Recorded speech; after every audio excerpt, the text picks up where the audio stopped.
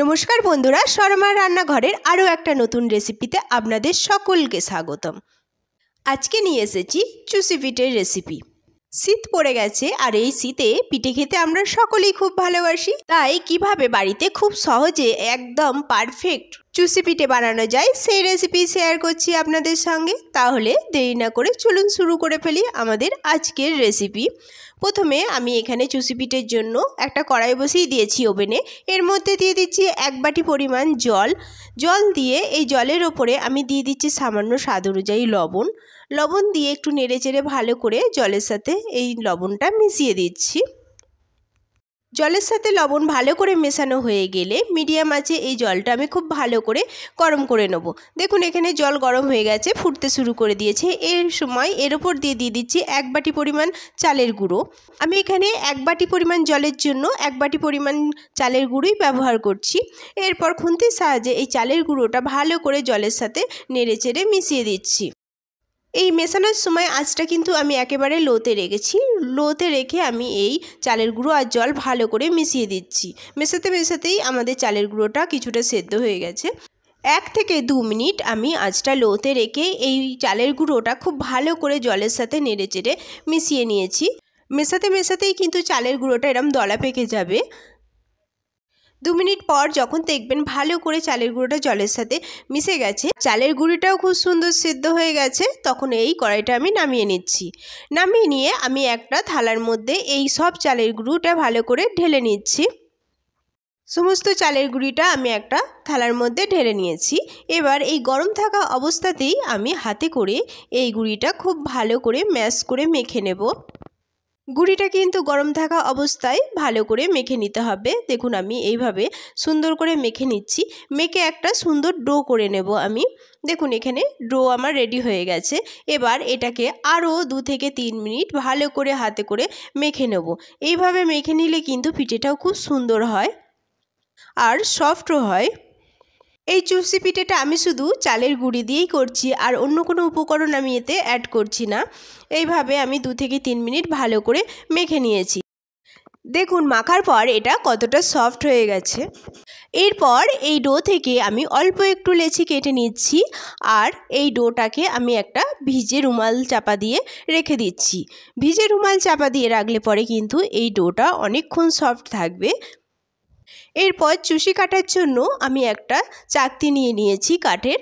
এর ওপরে আমি যে অল্প একটু লেচি নিয়েছিলাম সেটাকে চাকতির ওপর রেখে এইভাবে 2 হাতে করে এইভাবে লম্বা করে নেব, একেবারে দড়ির মতো।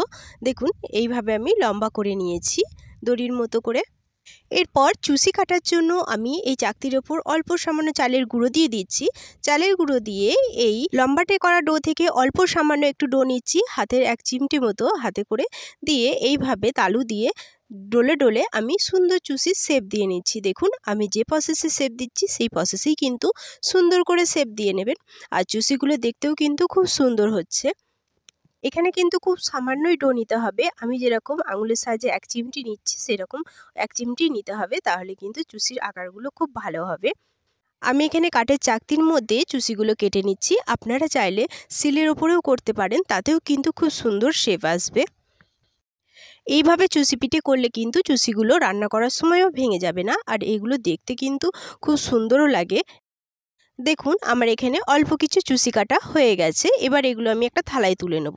তার জন্য একটা থালা নিয়েছি, এর ওপর দিয়ে আমি অল্প সামান্য চালের গুঁড়ো দিয়ে দিচ্ছি, তাহলে কিন্তু চুষিগুলো থালার গায়ে আর লাগবে না। তারপর এই চুষিগুলোকে আমি থালার মধ্যে সব তুলে নিচ্ছি। থালার মধ্যে আমার চুষিগুলো সব তোলা হয়ে গেছে। এরপর আমার বাকি যে ডো ছিল সেগুলো দিয়েও আমি সবগুলো চুষি কেটে নিয়েছি। এবার এইসব চুষি যাতে একে অপরের গায়ে না লেগে যায় তার জন্য উপর দিয়ে সামান্য অল্প চালের গুঁড়ো দিয়ে দিচ্ছি, দিয়ে এটা নাড়িয়ে ভালো করে মিশিয়ে দিচ্ছি। সবগুলো মেশানো হয়ে গেছে। এরপর যাই পরবর্তী স্টেপে।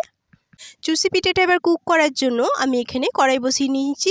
এর মধ্যে দিয়ে দিচ্ছি 500 গ্রাম দুধ। এই দুধটা আমি আগে থেকে জাল দিয়ে রেখেছিলাম। দুধ দিয়ে এটাকে একটু নেড়েচেড়ে ফুটিয়ে নেব। মিডিয়াম আঁচে এই দুধটা আমি 2 থেকে 3 মিনিট ভালো করে ফুটিয়ে নিচ্ছি। তার আগে এর মধ্যে দিয়ে দিচ্ছি 2টো এলাচ। এলাচটাকে আমি এইভাবে ফাটিয়ে এই দুধের মধ্যে দিয়ে দিচ্ছি। এলাচ দিলে এর ফ্লেভারটা খুব সুন্দর হয়। আমি মিডিয়াম আঁচে দেখুন দুধটাকে খুব ভালো করে ফুটিয়ে নিয়েছি। আপনারা অনেকেই দুধ ছাড়া শুধু গুড় দিয়ে চুষি পিঠে করে থাকেন, তবে একবার আমার মতো করে এইভাবে দুধ দিয়ে চুষি পিঠে করে দেখুন, এটা অসম্ভব সুন্দর খেতে হয়। দুধটা 2 থেকে 3 মিনিট ফোটানোর পর আমি এর মধ্যে অ্যাড করছি গুড়। আমি এখানে 1 কাপ পরিমাণ খেজুর গুড় অ্যাড করছি। আপনারা চাইলে এখানে পাটালি গুঁড়ও অ্যাড করতে পারেন।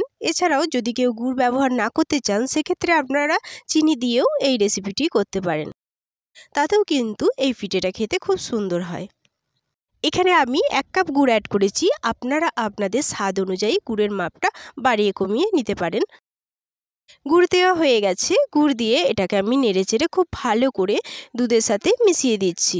গুড় আর দুধ খুব ভালো করে মেশানো হয়ে গেলে এর মধ্যে আমি দিয়ে দিচ্ছি চুষি পিঠেগুলো।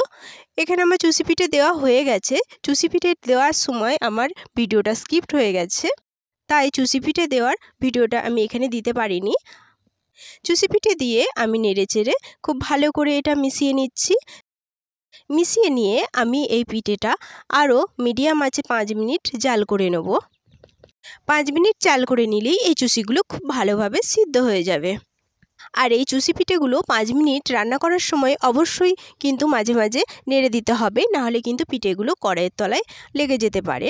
তবে একেবারেই অনবরত নাড়ব না, তাহলে কিন্তু চুষিগুলো ভেঙে যাবে। এইভাবে চুষি পিঠে রান্না করে দেখুন, বাড়ির সকলেই কিন্তু এটা পছন্দ করবে। এই চুষি পিঠে রান্না করতে করতে সবাইকে আবারও সেই একই কথা মনে করিয়ে দিই, যারা আমার চ্যানেলে নতুন প্লিজ প্লিজ প্লিজ আমার চ্যানেলটি একটু সাবস্ক্রাইব করে আমার পাশে থাকবেন। আর যারা অলরেডি করে ফেলেছেন তাদের অসংখ্য অসংখ্য ধন্যবাদ।